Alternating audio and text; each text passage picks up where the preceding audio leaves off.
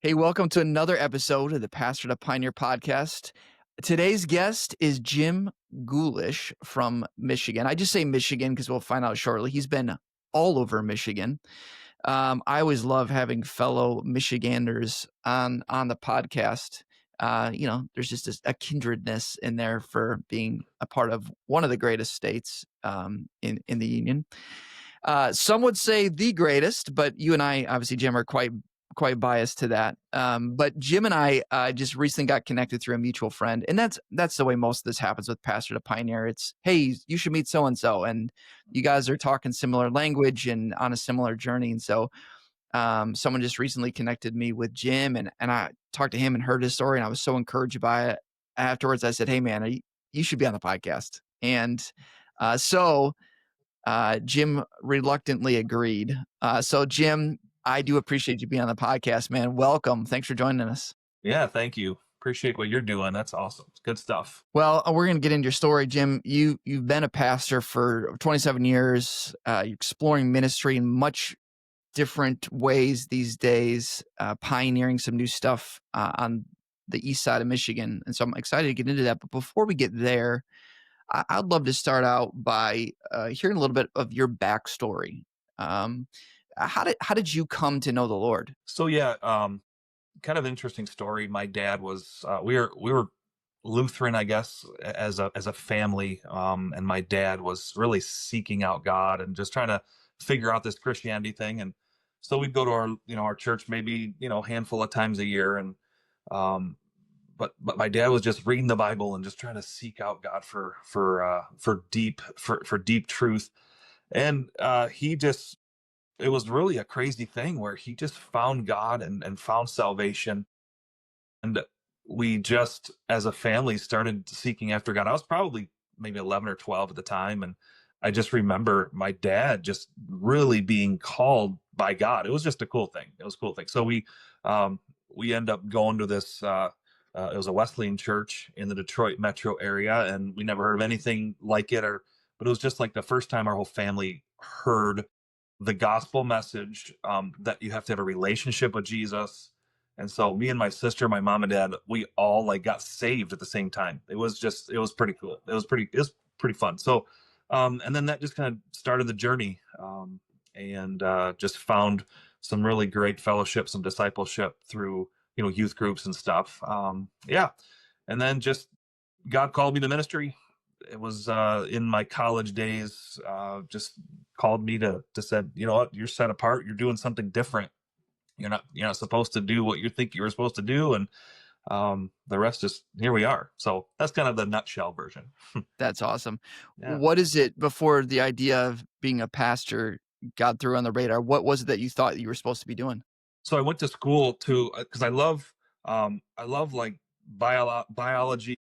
I wanted to be like a DNR officer. That's like the Wow. dream job. The Michigan DNR. Yeah.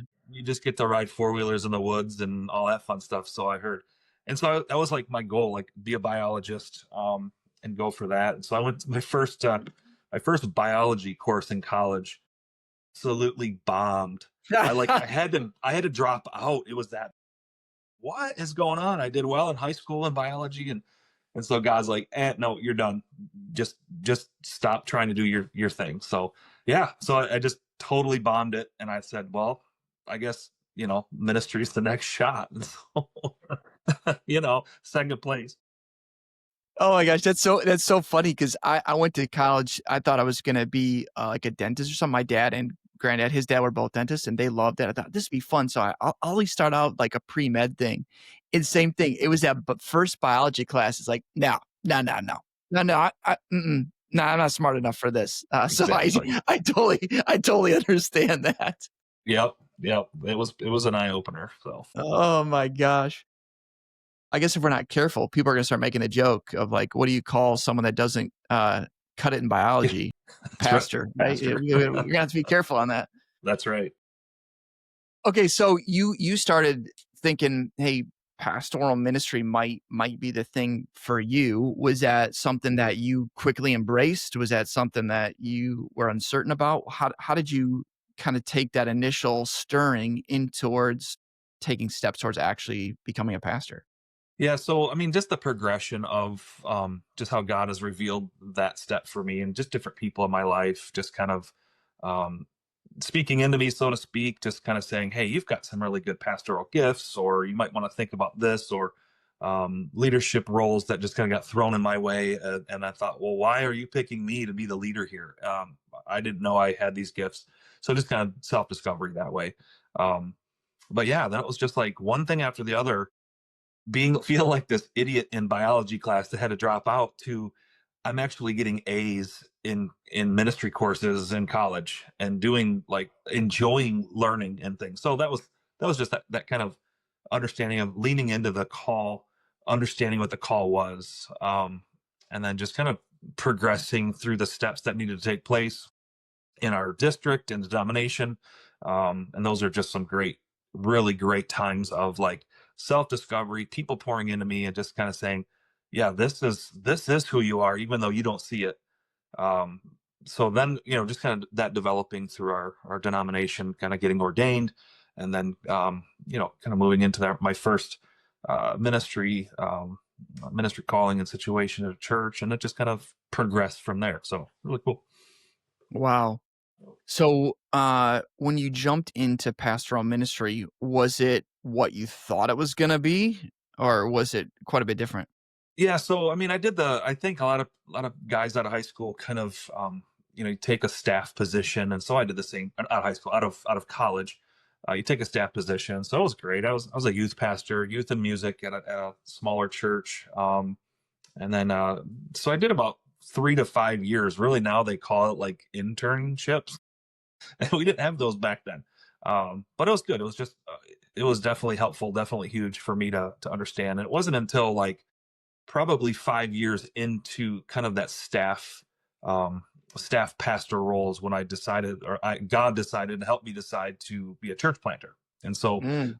out of that kind of, staff pastor role, God called us to church planting, and that was the big leagues for me. That was like first time solo pastor, first time church planter. I had no idea what I was doing. So yeah, it's good. So you went from youth music pastor to, let's go plant a church. Exactly. Yeah. What was that experience like? That's Yeah, it that is was. going head first into the deep Right. end, Yeah. that's for I mean, sure. there's something about being young and dumb, right? It works. It just Amen. works, because it's like God can use that. And so we're just like these. Gosh, I was probably 23, no, probably 24, 25s. And I'm just like, okay, church planting, let's go. This sounds like fun to me. Um, quit my job at the church. It was full time, had a parsonage, everything like that, and had a 2-year old at the time. And me and my wife were like, sure, let's go and let's see what happens. And so, just a crazy experience for us. It was awesome. Lived out of a cabin for a while. Moved everything up to Alpena, Michigan, and we just decided to say, hey, let's do this. And obviously, we went through some training and some stuff that our denomination helped bring us through. But that was awesome. Yeah, it was a crazy, crazy time. Very fun. So, but awful on the same time. What made it tough? Yeah, just um I guess just like the opposition from every angle. Obviously, I was working like a Shell gas station. that that was like, we didn't have any funding, we didn't have any people. We just kind of parachute dropped into a city, and it was just like, hey, I got to get a job. It was great. I was meeting people, totally different. I had this kind of, probably this um it was a pride, let's just call it what it is. Like, hey, I've got a bachelor's degree from a Christian institution. I've been a pastor for 5 whole years at this point. Surely somebody will hire me, and in this new town, and I'm gonna make, $80,000 a year, being bivocational. That didn't happen. So I got a job at the Shell station, selling cigarettes and coffee to people. um and I could tell you story after story, but God used that situation. I mean, we got our first guitar player out of there. We got our first, like, to be board member from that ministry in the Shell station. So it's just kind of a fun thing. So that was crazy times. It sure was. So And how long did you end up doing that for? What made you decide to move on to the next thing? Yeah, so we were there for 14 years. Wow. Yeah, Okay. so we planted and we developed, and it was the whole 9 yards. It was really a really great ministry. A lot of amazing ministry that God took us through. We're thinking like, yeah, we're gonna plant a church with people that look just like us, middle class, cool people. And God's like, no, no, no, you got to minister to a different demographic. So He was giving us like drug dealers, and Wow. my wife met a stripper at her job as a waitress, and she decided to come to the church. Like like unbelievable people that we've met, homeless. It was just unreal. So God gave us that like really crazy demographic. It was just awesome to minister to. And so with the successes that comes through that, like ministering to poor, ministering to hurting people, with those really amazing God moments that you see lives changed, um, it also just sucks the life out of you like crazy, like the hurt and the dark side, so to speak, to that kind of ministry, um, where people just, yeah, I mean, you're dealing with the lost, and it's dirty, and it's super dirty. And so, to answer your question, I guess it was more like we were just fried. I mean, we're just Yeah. burnt. Like it just cooked us to like give our everything to those people. And all the while, I mean, like just some awesome ministry took place. Um, so yeah, we just were like, we need to change a pace. So at that point, I'll try to move on. But at that point, we during that time, I guess God was like calling us to something different. Like we are just recognizing that we were seeing people come off the streets. God like radically changed their lives. And what we were doing is we were just like putting them into children's ministry or the usher ministry, or hey, you can run sound, or you play guitar, great, you're on stage. So what was going on was like we were experiencing like this really cool growth and God stuff, but I wasn't equipped like to what to do. All I knew was put them on duty for serving Wow. God on Sunday morning. And Yes. so we created these amazing usher greeter people from the streets. We had people running sound that were just like potheads, but they were in church on Sunday. We had some amazing like people leading worship and playing guitars and um anyway, and so it was really cool at the time, but then we got looking at and we're like, wow, they're not being discipled. They're not disciples of Jesus. They're Wow. just like churchgoers. And so uh, we raised up a bunch of church people from nothing to church people, instead of like, yeah, a couple handful obviously were followers of Christ, but anyway, so we were looking back and going, this just isn't what God's called us to. This there's got to be Mm, more. There's got to be more. mm.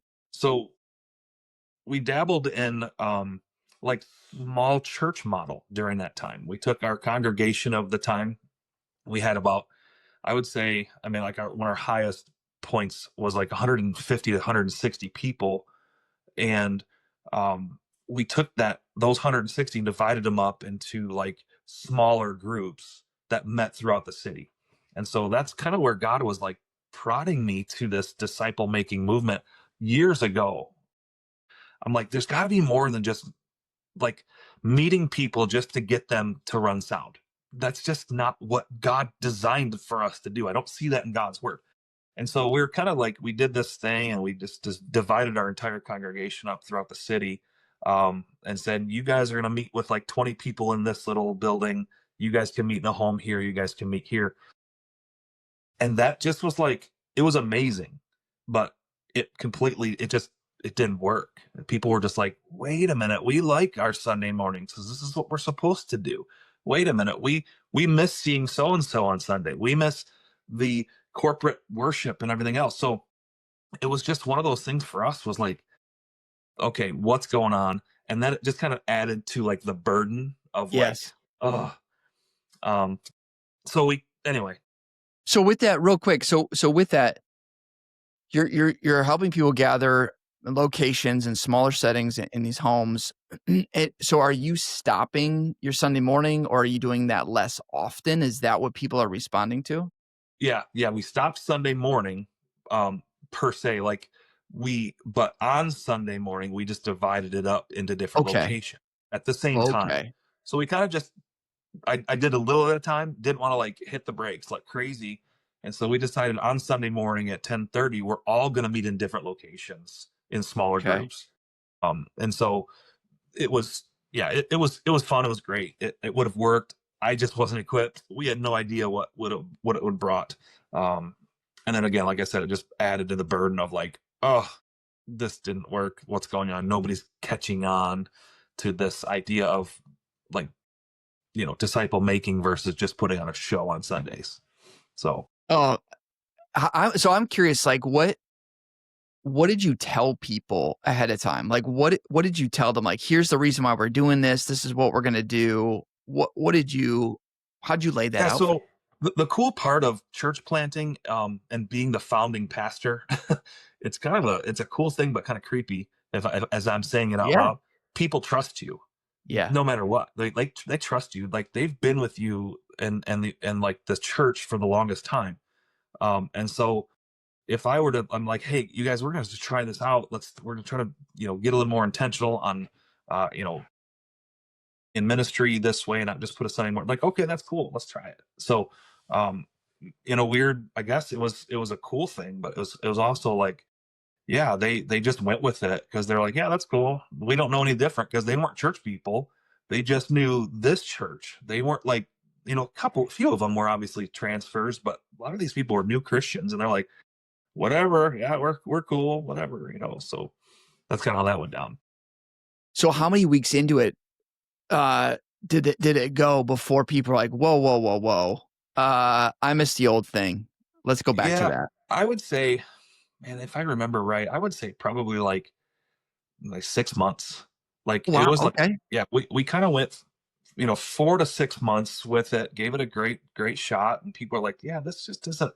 Like I said, I don't think I did a good job equipping people to like be the facilitators or um you know, we just didn't have the right tools. And so they were just kind of like, boy, I miss sermons. I miss, Pastor Jim, blah, blah, blah. And this guy's nice, but he doesn't preach the way. And I'm like, yeah, looking back, I'm like, why didn't we have better equipping tools for those leaders? But um, anyway, that was just kind of like God stirring in us, my wife and I, like just like there's something better, deeper, more than just a show or to plant a church full of great ushers and greeters and Yeah. sound tech, you know. So So, okay, they're starting to say, "Hey, let's go back to this after 6 months." What did you decide to do at that point? yeah, we went ahead and because people were just kind of like they're like, yeah, we're just gonna go to another church, right? Okay. There's Yeah. there's 25 other churches in the area, so they're just like, yeah, we're just gonna go ahead and go to another church because we like Sunday mornings, right? So I didn't have the guts to be like, yeah, see ya, or whatever. So we're like, yeah, we kind of caved in. It's like maybe we did the wrong thing. Maybe we messed up. Maybe that wasn't. And so we did. We went back to that Sunday morning predominant model of church. And that's just kind of where I was like, oh, was that a failure? Did I mess up? Because there was really this was a few years ago, many years ago. Probably this was in like 2018. Wow, okay. So 16 to 18, somewhere in there. And there's just wasn't buzz talk like there is now, like disciple Yeah, making movements and totally. it was micro church. That was brand new stuff. That's where we felt like, oh, gee, there's another failure. This stinks. So So, okay, that in your mind, you're like, "All right, we tried that. That's a bummer. It failed. The people don't want this." But you and your wife are going, "Yeah, but there's something to this. We can't just go back to business as usual." Um, and so then how did you kinda wrap up your time at that church? And you're fried, you're burned out, you're having different convictions. How did that exit from that look like? And then what did you step into next? yeah, so we just realized like this is kind of our influence, so to speak, is just kind of it's just not there. God just really spoke to my heart like it's time. You put 14 years in here in your life, and God just released us. And so it was kind of cool. I was praying about it. this is a really cool story. We don't have a lot of time, but let's just pray. And I'm like, God, but who? Who's going to take my baby? This is our church plant.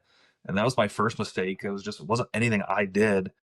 But one Sunday morning, there was a pastor and his wife come up and visit our church, and they're like, "Hey, we're just visiting Alpena. We're just thinking about, I knew the guy from college, and he's an ordained pastor, and it's like we're thinking about moving to Alpena. We're not really sure if we want to or not." And I was like, "Oh, that's my replacement. Thank you, God. That was cool." So, kind of a cool, Awesome. yeah, the way God did that, it was fun. So I was just like, done. We had somebody already in place. God put them in place, and we just kind of exited. So, opportunity to go plant a church down in Shelby Township, was the Detroit area. So, another church in our denomination was planting, and that's when we decided to go, okay, let's try planting home church. And so we planted a home church with another couple, and we had a handful of people, and it was great, good stuff. So good ministry there. Kind of started that, and then so I don't want to skip too far because really it was nothing amazing happened. It was just great home church ministry with each other. Um, it was good stuff, and that was for about 2 to 3 years. And God just kind of really just gave me a mini sabbatical in a way Wow. that I felt like it was just Him saying, just rest and just enjoy the presence of the Spirit with other believers. And it was good. It was a good time for us just to heal, to kind of reconnect with Him and others in a home church scenario. So that was beautiful. That was a good time. So During that after, time, were you then connected to, like, a larger church? Or you said this was also a church plant, so was there, like, a typical, Sunday morning service, like, in a prevailing model, or was it just house church stuff that you guys were yeah, doing? so we were, yes and yes, we were connected to another church. And so that church kind of sent, a couple of families. So, uh, so that was that was a great blessing. But we didn't connect with them on a Sunday morning. We just did our own thing. Yeah, that was good. Wow, that's what a gift that the Lord gave you in that, of just catching your breath, finding some Yep. healing. Um, so how did you know that time was coming to an end, and it was like, "Okay, no, no, no, we're it's time to step into something else." How did you know that time had come? Yeah. So after that time, we just really felt like, uh, let's just see what else we can do, what else, where God can work, and how he can move. I know that, like, and this sounds really not spiritual, but I don't like the Detroit area anymore. It's just too busy.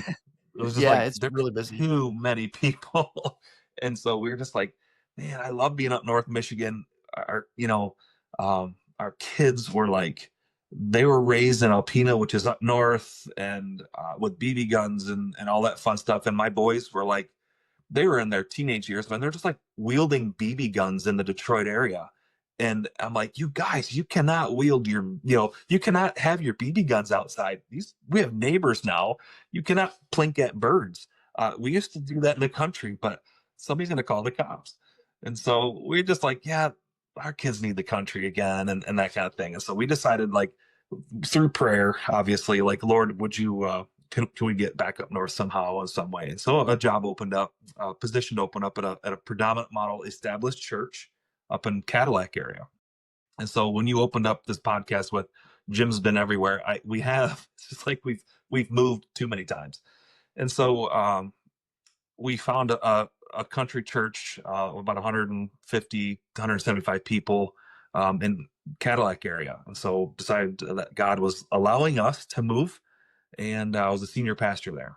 And so I was there for about 8 years, 7 years Wow. or so, and it was good ministry, good people, awesome people, and yet my heart was still just not content with who God has made me as an apostle. I mean, I just am like, Mhm, mhm. huge A on the A pest, and I'm just like, I've got to go. I got to keep moving. And so, with that church, we grew the church from like 150 people at the time to 125 people, and we sent about 20 people, 25 people to plant another church out of that small little church. And so we planted about 20 to 15 miles north in Cadillac, and so yeah, it was just that drive to keep moving and not staying still in this church. So that's kind of the How kind how of did cool story. you make sense of okay, so at your first church plant, you were there all those years, 14 years, and you're realizing, wait a minute, we're not really making disciples. We're making some nice church volunteers, nice greeters and sound people. Um, what made you think, okay, at this church in Cadillac, we can do this differently? Was that on your radar? Like you had this new stuff had been stirring now for a few years. You'd found some healing. You're ready to get back into this kind of gig. What were your thoughts at that point of how it was going to be different this time?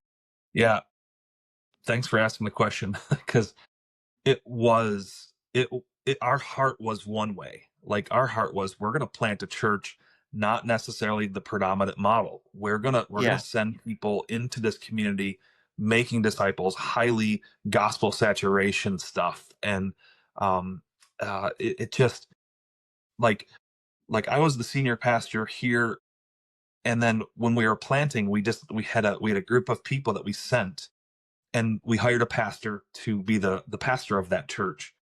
And it was just funny how, like, man, the best thing ended up, how can I say this is, I gotta be nice, the best thing ended up being the worst thing for that church. Wow. Like, and what I mean by that is the people that we sent. And like DNA travels. And Yes. so when we were taking DNA from this established great little congregation of people, we took the DNA, we planted it somewhere else, that grew and that takes root. And it wasn't the right DNA. It wasn't the correct DNA that we were looking for. And so with that, the people who like God had said, we're going to do it this way.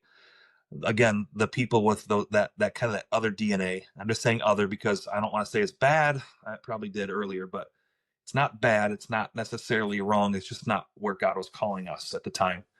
That DNA took root and started flourishing, and that pastor kind of just adopted it. It's like, great, Sunday morning is what it is.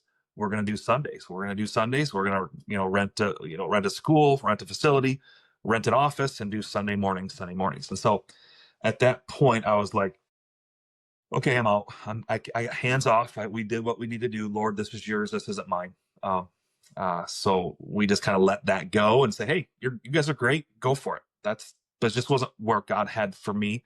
And all the while, I'm like, I'm not a tyrant. I'm not going to say you're going to do it this way. You're going to do it this way.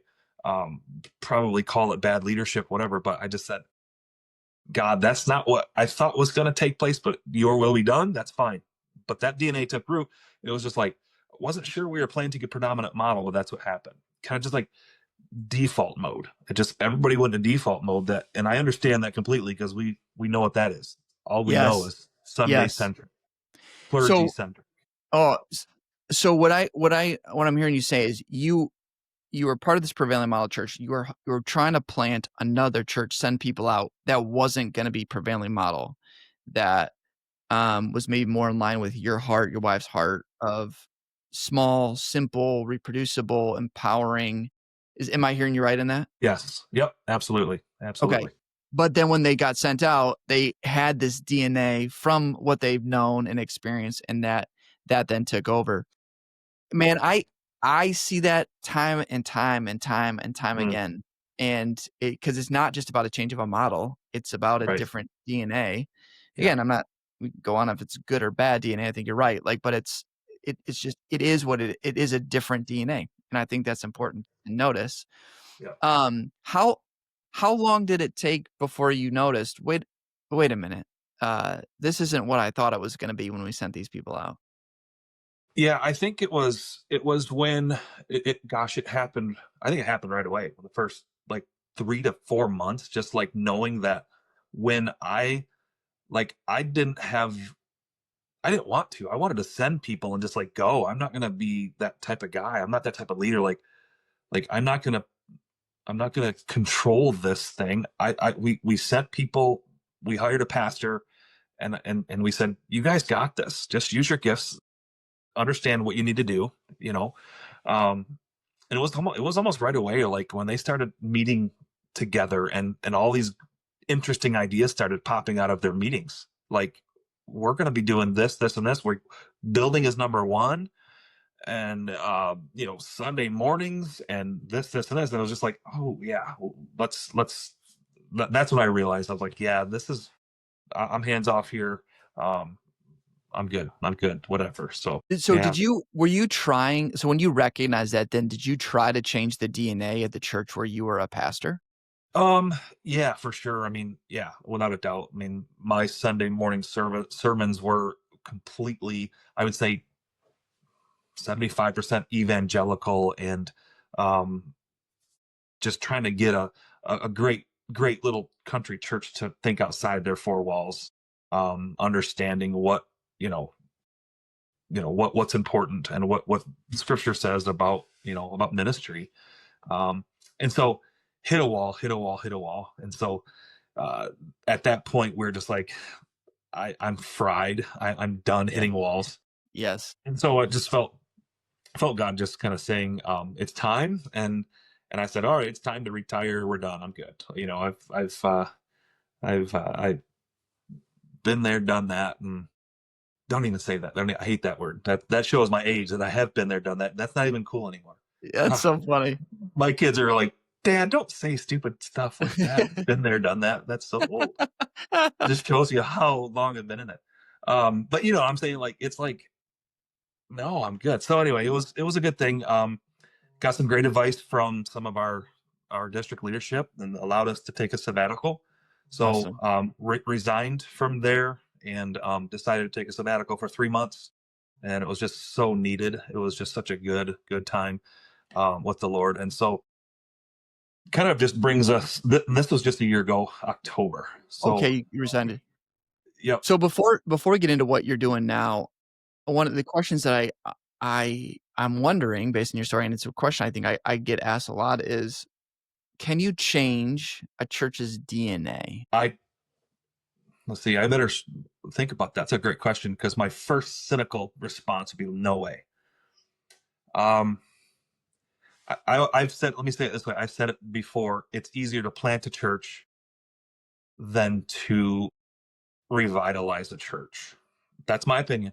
My opinion. Yep. It's Yep. easier to start something brand new For sure. than revitalize something that has been. And even like builders will tell you that. It's like, if you talk to any builder, they're like, oh, it's definitely easier to build brand new stick built than to renovate something into somebody else's whatever they want it to be. Right. Totally. And so that's kind of where I'm at. Yeah, for sure. That's my quick answer on that one. I just think it's easier to start something brand new. I think when I I talk to a lot of people about that too, and I think that's pretty much the consensus. And I think a lot of people are like, is it impossible? Maybe not. Maybe Right. it's possible, but it's definitely really, really, really, really hard. Yeah.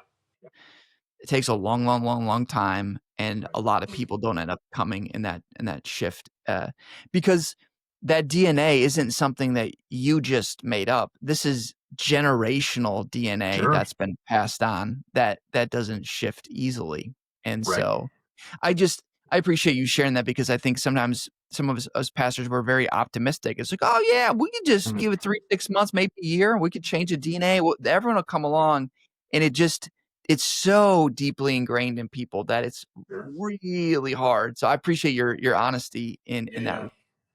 Yeah, for sure. So, okay, you had this sabbatical, you guys caught your breath again, um, and you're like, "I'm done, I'm tapping out." Um, Hmm. were you at that point saying like, "I'm done with pastoral ministry"? Is that what you're saying at that point? Yeah, I was thinking, like, God revealed. I was thinking, like, yeah, I'm just done with. I guess it would be pastoral ministry, but I was more or less. I don't. I still wanted to be in ministry somehow, but Okay. just seeking God, like, Lord, I don't want to be. And at the time, I was kind of involved with a parachurch organization, volunteer, and it was just like, maybe I can jump more into doing this and training pastors and helping churches and encouraging and equipping churches and pastors. And God just really told me, like that, for me, it was just like, like that. Um, I won't go there, but it's like talking about fishing. It's about um, getting together and talking about fishing stories. It's a bunch of people coming together and saying, "Here's my boat. What's your boat? How do you what motor are you using? What lures are you using?" It's like that whole talking about fishing, but nobody's fishing. Like you're so busy talking about fishing, learning about fishing, going to conferences about fishing, and I've done it all. And the Lord was just showing me like, and I was myself, I was like, I'm just so sick of talking about ministry, equipping people for ministry, helping people in ministry.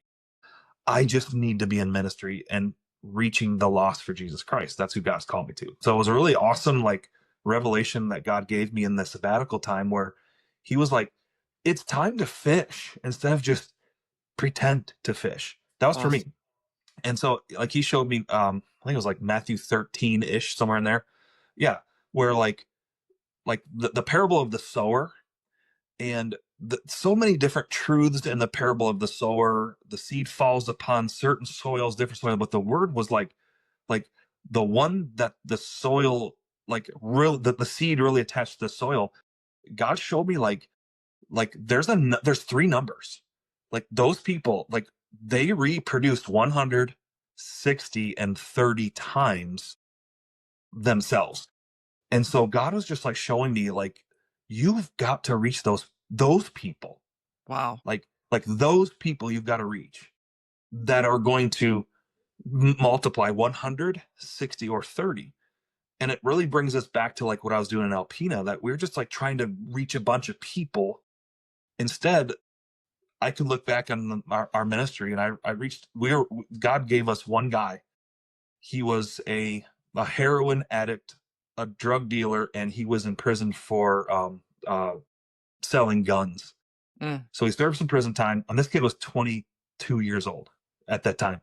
So at 22, went to prison, and so God just said, this is who you're going to disciple. This is a So we discipled him, and God just changed his life. God did some amazing things, and he's a pastor today in Geez. that community of Alpena. He Wow. started a church. We were just visiting him a couple weeks ago. Started a church, and that parable of the sower rang true to me, which God showed me last year. Like 160-30.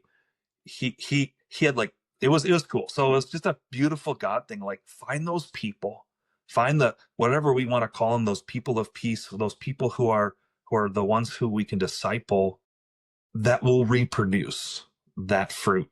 You know, How do you know who those people are? How can you tell if they're gonna be some of that soil that'll reproduce 30, 60, 100 fold?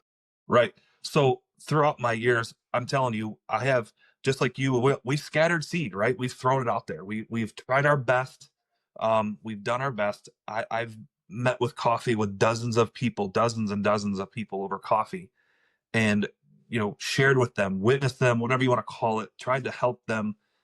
And you can just tell they're just like, yeah, this is cool, but I'm still blah blah blah, and it just like rolls off. The words just roll off. And so, okay, let's meet again next week. Same thing. The words just roll off. Hey, this is good. No, but I'm in sin again. I just messed up. And that's, you can just tell those people are just not hungry for the gospel. Mm. And literally that parable comes true, where you're just like, yep, the root took the it was a shallow root, and something took place, and it just burned them out.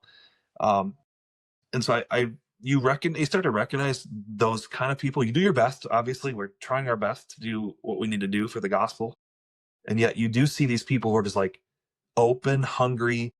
I mean, to use the parable, just like this beautiful tilled up soil Mm. that's just rich and Mm. ready for seed. You can tell those people, they're just hungry for the truth. They're hungry for something different, and they're desperate. They're uh, something either has happened in their lives that they just are looking for this antidote for their sickness, their Wow. disease. So No, that's helpful. I appreciate you sharing that. So is that then the mentality you've got now? Because you just have moved and you're hoping to you didn't retire. right, You're stepping into, I don't know what you call it, if it's a church plant or just apostolic work or disciple making, so I'm pioneering a disciple making movement. What are you doing now, and what's it looking like? Yeah. So through the sabbatical, God just called us to a city. I mean, he just kind of gave us a name, West Branch. And so in obedience, we just kind of said, okay, are you kidding me, God? We've got a great house over in Cadillac area. What are we doing? And so we just decided just to kind of fall off the log and say, all right, here we go again. Are you kidding me? I'm too old for this. And it's like, really, we're going to try to do this again. And so, yeah, we just kind of came over here and just sought after God. And literally right now, we bought another house, a little cottage that we're in right now. And um, I got a part-time job through a hospice chaplaincy, just kind of still working in the marketplace, trying to meet people. Um, I get paid by hospice to go visit people in the area and get to know them and their family. Pretty cool. So been doing that for about 6 months now. So that's been great. I'm a chaplain with the Michigan State Police, and so I'm here at the Michigan State Police post in West Branch. Again, another context in which I could just try to meet people. Just try to be a light into their lives. We have, yeah. So our idea is just like to really just reach people in all areas of life. Um, we just we call it the branch. This the ministry called the branch in West Branch, Michigan, where it's like one church, any location, really. Like if we want to meet in homes, we can meet in libraries, we can meet in restaurants, whatever. And so the idea is non-clergy centric, not like I'm not running these individual discipleship groups. We're training in, we're meeting people, we're trying to find leaders, we're trying to just meet people where they're at. So that's literally where we're at right now, just like networking.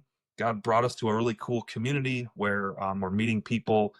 They have like euchre nights, and I was telling somebody out of state, they're like, what's a euchre night? They're like, what's euchre? It's a Michigan thing, Uh, right? It's a Only the card greatest game. card game that exists. Exactly. So God brought us this cool community where they're already doing community things, and so we're able just to kind of infiltrate with the gospel, and that's our goal right now, is just try to meet people, love on them, and so that's where we're at. Yeah, God said you're not done, you know, let's keep moving. So How does this feel different compared to your other church experiences? yeah, so man, the the word is like relief comes to mind right away. Like there's like a freedom that I'm like not like bogged down by the predominant model of Sunday morning. It's a beautiful thing that I can be a Christian to people, that I don't have to be a pastor to people. I can just be a Christian. Like I can just be Jesus to people in everyday life. Before I had to put this garment of, hi, I'm Pastor Jim. And then there's instant just boundaries, barricades that just go, oh, hey, nice to meet you. See ya. Um, and so it's really cool now that we're just like in life, in community, and I'm able to be just a normal Christian person with the love of Jesus Christ, trying to help and love on people each and every day. And so totally amazing, like freeing, like freedom. And that sounds horrible. I mean, like, No, God, like, that is literally the word I hear from right, every single pastor right. that stepped away from that. It's Yeah. always freedom, Yep. always. So Sure. Like there's just I like the tyranny of like this performance, and yes. especially for like senior pastors, like I just was like thinking the other day, I was judged every single Sunday morning on my speech, like on my sermon. We call it a sermon, but like, can you imagine like having to go to like a stand up, like open mic night where you give a speech and then people like raise up cards like 9, 7, 8. People call that ludicrous. Like people would go like, oh, I feel so bad for you. Why would you go back to that open mic night?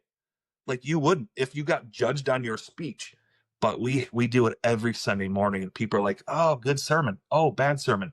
And if it was a good sermon, I felt good that day. If it was a bad sermon, I felt bad that day.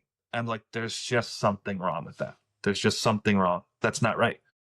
So sorry. I think I'm in counseling here, but No, you're just speaking the heart of so many of us that have been there. That's like right. we've all felt that, and Yeah. then I think sometimes you don't realize how weird that some of that stuff is until you're out of it, and you look back, you're like, that that's not normal. It Yeah. is when you're in it, but like I don't know that it should be normal. That's pretty Right. odd.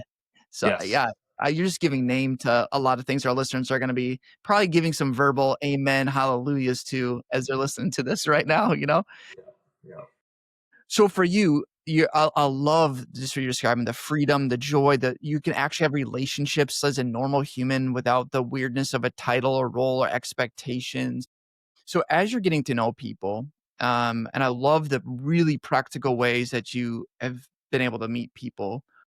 What is the hope then? Is the hope then that you'll invite them into your house for some kind of gathering? Is that you'll start meeting with them one on one for discipling? You start equipping? Like just some of the nuts and bolts? What are you hoping it looks like? Yeah. So some of the things that we've been learning a lot. I've been we've been doing some studying and some coaching with the Kansas City Underground. Great group of people. Yeah, for Awesome sure. group of people. A lot of the things like they talk about is your context. And so some of the things that we've been learning, like blowing our mind, but it's so elementary that we all have a different context that we live, work, and play. All those words. They took an example. I heard of an example like Papua New Guinea has like 800 different languages in their country, and so when you take 800 different languages, but you plant one church, what language do you speak? Which one do you pick out of the 800? Like pick one, like pick a language out of the 800. How many people are you leaving out? 199, whatever. And so the idea of like when we plant churches here in America, like it's not about language, it's about culture. And so how Mm, many different cultures do we face each and every day? There's so many different cultures. There's poor, there's the sports culture, there's the rich, there's the middle class, there's the bowling, there's the Jeep people. I mean, I can go on and on. That's culture. So the idea is that understanding that let's take a look at these different cultures in which people are in, um, and let's plant the gospel in their culture. Like like we have people right now that work at Walmart, and there is an absolute unbelievable Walmart culture of the employees. And mm, we're realizing like I can never ever infiltrate that culture. I don't know the language. I don't know the language of Walmart employee culture. And so these people do. So we're trying to like help them realize like this is something you can plant the gospel into as your Walmart culture, um, and go from there. So, using tools like Discovery Bible Study, those kind of things, just understanding like, hey, it just starts with meeting together, sharing life together, and really just understanding who Jesus is. So, I guess I think I answered the question, yeah, but for I think sure. it was like a huge like it was a passion of mine that I didn't realize was there until I was like, holy cow, you're right. Because even in Alpena, like we had different cultures that like I said, I was Michigan State Police chaplain, but we also had drug dealers in the same Sunday morning service. And Makes so it a little complicated. I had state troopers come to me and said, "Hey, Pastor, I can't attend here anymore because I just arrested that guy down the road." I'm like, "You're right. I totally understand." So they had to leave. And so there's just these cultures that you can't blend together like we try to do in an American model church where nobody's speaking the same language. We're trying to just fit them all together. Yeah, You don't have to. You don't have yeah, to. So that's so good. No, I appreciate you sharing that because I think, I'm grateful you'd be on the podcast where you're at on the journey because you're just starting in this new pioneering thing. You're not 5 or 10 years down the road reflecting back, telling us all the things that happen and how it's like you're in it. You're like yeah, you just moved and yeah, you're just living this. And the thing that I can't help but notice is God's grace on it that he kept you in northern Michigan and that's not right. into a more urban setting. That's right. I guess for those that don't understand, what's different about Northern Michigan? And I'm not talking about the UP, which is it's its own thing, but just even like the northern part of the Lower Peninsula. What makes that so special, and how is that different from the rest of the state? So yeah, like agriculture is huge. Like there's an ag culture that is, like I said, a part of that those subcultures that we live in and people don't understand.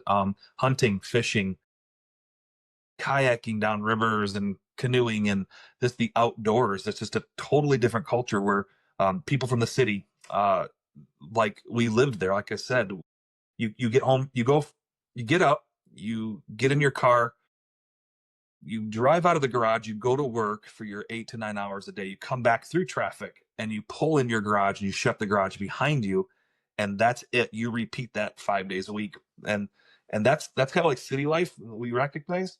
But in the ag culture, it's more like, even though it's not less, it's more like we're a community. We know everybody, we know everybody's business, good and bad.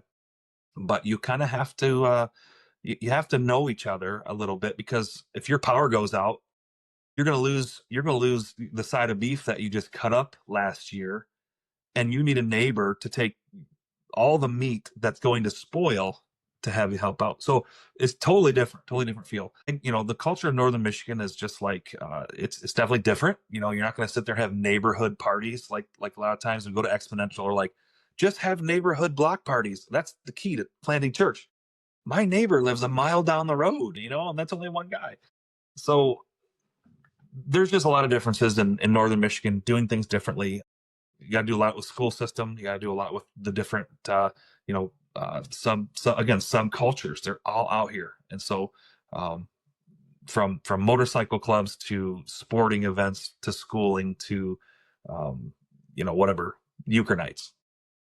I love it. No, it's a great commercial from Michigan. I mean, it's beautiful up there. If you like the Exactly. outdoors, I mean, Exactly. we've got the beaches in West Michigan here, Southwest Michigan, Yep. but you got the beautiful woods and hunting, and it's incredible up there, man. Yep. Absolutely. Well, I just really am grateful that you would share your story and just in the rawness of where you're at and what you're wrestling through, and just continuing to follow Jesus so faithfully each step of the way, and just like learning and continuing to walk with him as you learn. I'm curious, do you feel like there's anything else on your heart that we didn't get a chance to talk about today, or just that you want to encourage our Pastor to Pioneer listeners with today? Yeah, I would definitely say I'm thankful. And this is so funny. Like as I'm learning and growing in this, like I'll tell you, I appreciate you hearing that from me, because my heart is like, we're practitioners in this. We are not professionals in this. Like we are Yes. trying to figure this out. We're trying to build the ship on the ocean. And I'm not ashamed to say it, but I guess when in this discipleship making movement stuff that's taking place all across the country, I it's like a kindredness when I hear and talk to other people. There's like a new family that I've really been introduced to, that I felt like I was alone. Like my wife and I were like, why are we so weird? Like why are we not trying to build this mega church anymore? Why are we not planting a Sunday morning service? We're so different. We're weird. Maybe we should just hang it up. And so I guess my message, I think, really want other people to feel like, is that, you're not alone in this. This is something not new. This is Jesus old time stuff that we've been doing for 2000 plus years. And so I guess my thought would be like, you're not alone in this. This is something that I think we don't let Satan feel like you're different or weird because you want to do something different in the kingdom. Um, and so that's where I'm thankful that I've met a ton of people like yourself, and others that are doing this and kind of having the guts to pull out of the predominant model for kingdom work. And that's huge. That's huge. So thanks for doing this, man. This is huge. No, yeah, man, it's a gift, and so you're right, it's so fun to see the Lord stirring similar things with so many people. Now it's just like it's not as weird as it was 10, 12 years ago when I Right. started and a lot of this stuff. Yep. Even I think about Michigan, it's like, man, I know people coming like all across the state from each corner of the state and in between. There's like dozens of cities where this is starting to bubble up, and Yeah. that just wasn't the case 10 years ago. And so I'm like, God's doing some really fun stuff. And I just am grateful for guys like you that are willing to pioneer. Um, Because I think it's easy for us to criticize what's wrong with the prevailing model. There's a lot to criticize, but I think the only way that things change is not just to criticize, but to have pioneers that'll go build, that'll go do something new, paint a picture for what could be, and that's what you're doing. Like, in the most apostolic sense possible, you're going to a new city, establishing a new work, and I'm just grateful for guys like you that are willing to do that because it's really important for the work of the gospel. So keep it up, man. Thanks. Yeah, no, it's been good. It's like I'm not taking any credit because man, I tell you, I was done. God's like, nope, you still got something. We got something to do. So it was good stuff. Well, I'd love to have you back on a year or two from now, just to kind of say where are things now. And Sure. the part we didn't get to, you're doing this within a denomination, and how does that all work? And maybe part two, we'll continue with part two to ask all those follow-up questions. Um, but I look forward to the day, man, we get to hang out face to face. Yep. Absolutely. Absolutely.